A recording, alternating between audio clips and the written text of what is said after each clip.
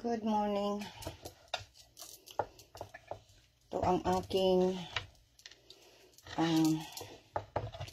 aking breakfast. Oatmeal.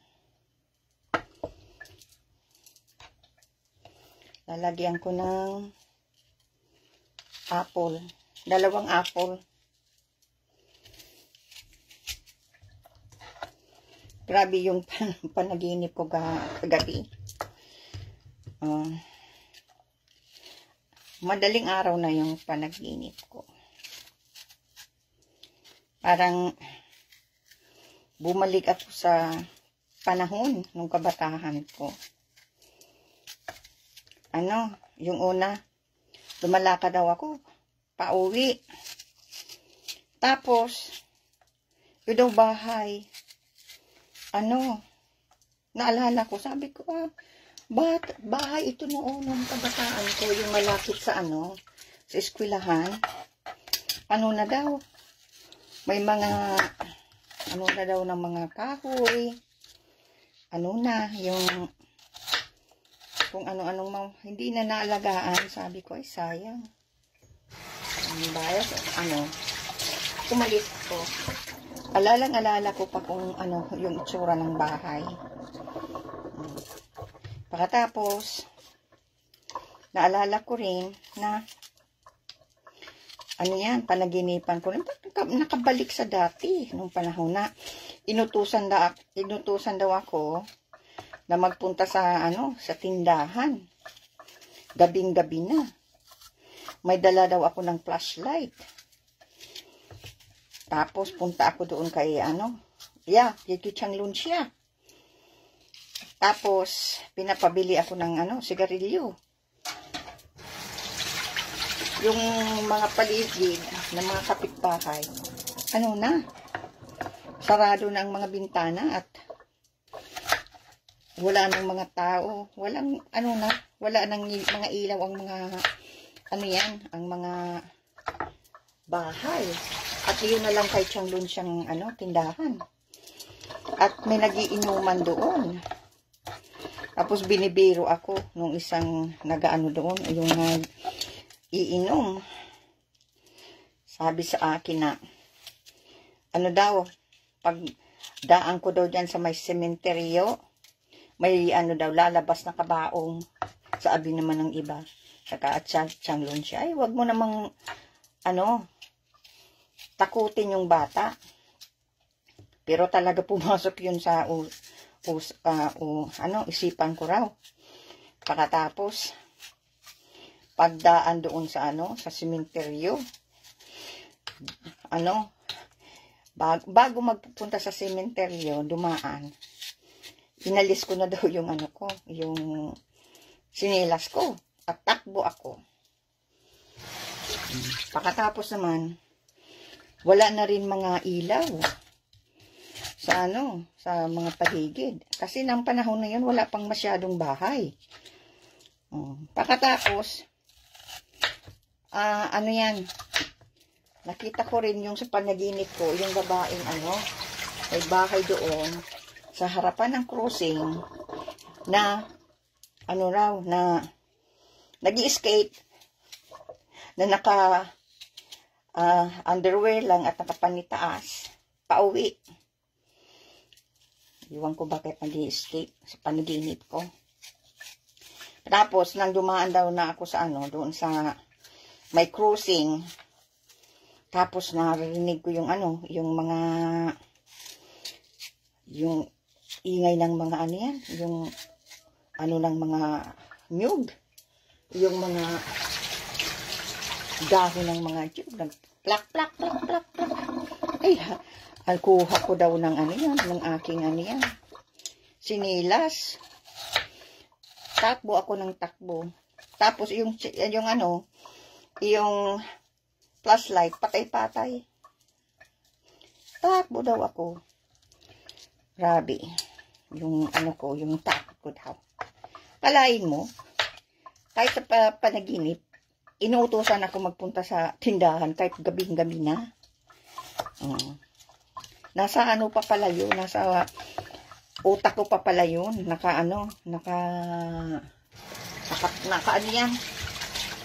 Naka-registered pa pala talaga masyado sa utak. Kasi bilang bata, trauma talaga yun. Yung uutusan ka ng gabing-gabi na magpunta sa tindahan na talagang ano na. Kasi bilang bata, susunod ka. Kung hindi ka sumunod, papagalitan ka. Oh, ay lumaki sa takot. Oh, yun. Kaya, sunod sa ano, kaya kahit gabing-gabi na, matutulog na, kasi may klase pa bukas, ganun.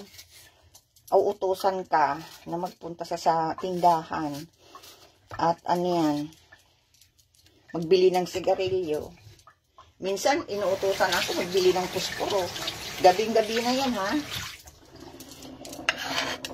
Mabuti nga, sa panahon na yun, hindi pa sira ang mga ulo noon. Karamihan pa rin na talagang, talagang matitino pa ang mga tao noon. Na talagang, ano yan, karamihan na talagang matitino pa. Sa totoo lang. Kasi tingnan mo ha, paano ko nalaman na matitino pa. Kasi may mga ano doon, may mga nagiirinuman. Matatanda na. Inuman. Ay ako, bata pa noon. Elementary pa lang. Elementary, nag-aaral ng elementary. Hindi ko naalala kung anong grade na ako noon. Bata pa ako. Tapos, uutusan ka, magpunta sa tindahan, magbili ng ng sigarilyo. At minsan, yan, pusporo. Yan. Sa mga ganung oras. Diba, torture yun sa bata? Oh. Tapos, ang ibibigay na flashlight, ano yan? Nagpapatay-patay. Yung flashlight na yun, yung tinatawag na ever-ready, na may, ever-ready, ano na yun? Antik na yun sa panahon ngayon. Na parang, ano na yung, parang stainless pa siguro yun. Na mga flashlight. Oh, tapos uutusan ka, may nagiinuman doon sa tindahan ni Chang Lunsya. Oh, may nagbibiro pa nga pagdaan ko sa sa sementeryo, may lalabas ng bakabaong. Ay kung kung may mga ng utak na noon, kung nademonyo ng ang utak, sasabihan ako na kunwari mauwi ng ng bahay. Pagkatapos pala susundan ako. Tapos makunwari na ihatid na kita. Pagkatapos hihilahin ako papunta doon sa sa bakanting mga lote. Yun sa fish pond. Kung naalala nyo doon, yung taga San Felipe, mga bakante pa yun. Mga talagang kahit sino, kahit patayin mo ang isang tao, hindi maririnig. Kasi walang mga bahay doon. Ang ko lang, ang katabing doon, na bahay, na malapit, sa may crossing, palabas sa crossing, ay yung kaya, kaka Nanasaning. Dating asawa ng ng kapatid ni Mo Babing, si Takilin. Pala yun sabi ni Papa, pala yun na kapatid ni ni Mo Babing. Ngayon ay kung siyempre bata pa, matiwala tapos yung pala hinila na doon sa mga damuhan. Tapos hinalay na ako doon. Pagkatapos, yun, patay na. Kasi siyempre, kilala, kumasumbong. Kaya papatayin na. Kaya pag ako nakaka-nood ng mga mga ganyan ng mga mga balita sa sa TV. ay kinikilabutan ako kasi naalala ko yung kabataan ko. Na, ano yan, nainuutusan ako ng gabing-gabi na. Wala nang mga ilaw ang bahay. No. Kaya, isang tindahan na lang ni Chang Luncia. Ay, grabe, naalala ko yun. Kaya, pati sa kaya siguro, kaya panaginipan ko, dahil na-trauma ako ng bata pa ako, nandyan pa sa utak ko, na nakatago, at sa panaginip ko, lumalabas. Oh, yan. Kaya, prayo ko lang sa inyo, mga bilang magulang, kung mapanood nyo ito, huwag niyong uutusan ang iyong mga anak na nag-iisa lang. Kasi sana yung mga tao dyan sa iba, ang ibang mga tao dyan, hinuutusan ang mga anak na, oh, magbili ka, o, ng ganito, o. Ay, siyempre, bata pa naman, maniniwala. Kaya nangyayari, hindi na nakakabalik. Yan pala, sinundan na, yun, hinalay na, pinatay na. Kaya ay, pag ako na nakakapanood ng ganyang mga balita, kinikilabutan ako dahil blessing na wala pang mga siraulo na ganoon sa panahon na yun.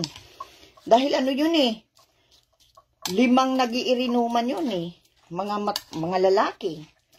O paano ko nagkasundo-sundo na anuhon ako, halayin. O, halimbawa makunwari na, mauwi na kami. O, ay mga lasing na. O, siyempre si Chang Luncia, i-close na lang din yun yung tindahan niya. Kasi naghihintay lang siguro yun ang masarado. O, tapos susundan ako. O, pagkatapos pagdating doon sa may crossing, hahalayin na ako papunta doon sa mga, sa mga Nyugan. Ayun, anong mangyayari sa akin? Walang witness. Walang witness sa mga tapos, itatago, baka itago sa pinakamalayong-malayo ng parte ng fish pond. Walang makakaalam, lalo na kung tabunan. Kasi yung yun eh, may mga damo, nakapunta na ko doon sa mga ibang parte ng fish pond at alala ko pa. Kaya, ay grabe, kaya huwag niyong iutusan ang inyong mga anak na nag-iisa lang kahit sa umaga. Huwag niyo, kayo na lang ang magbili.